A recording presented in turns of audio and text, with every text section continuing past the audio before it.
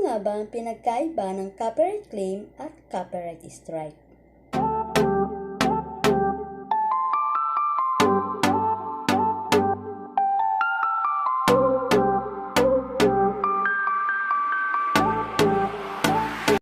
Hi guys! Welcome to my YouTube channel. It's me, Jonaldine. At kung bago ka pa lang sa aking YouTube channel, huwag kalimutang mag-like, share, subscribe, at hit the notification bell para updated ka lagi sa aking mga videos.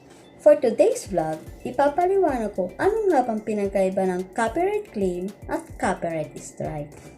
Unahin natin ang copyright claim. Ang copyright claim, huwag kayong masyadong matakot yan mga be. Claim lang yan. Meron kasi tayong tatlong kategory sa copyright claim. Una, meron kasi pag gumamit ka ng music, pwede kang ma-mute or ma-block.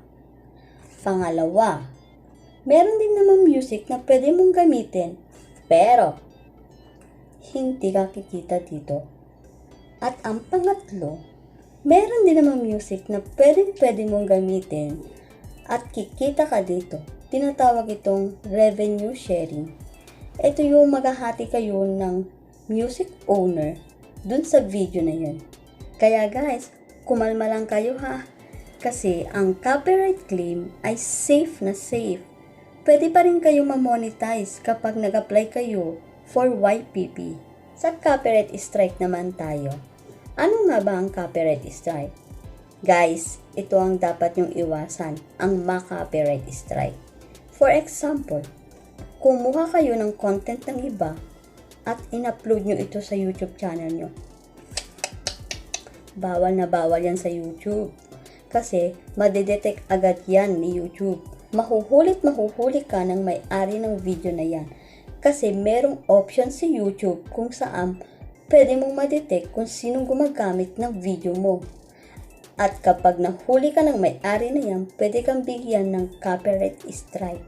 Tandaan, 3 beses ka lang pwede ma-copyright strike. At sa pangatlong copyright strike, pwede nang may terminate ang iyong YouTube channel at wala ka ng pag-asa para maging partner ng YPP. So guys, iwasan nyo nang mag-upload na hindi naman sa inyo para makaiwas tayo sa copyright strike.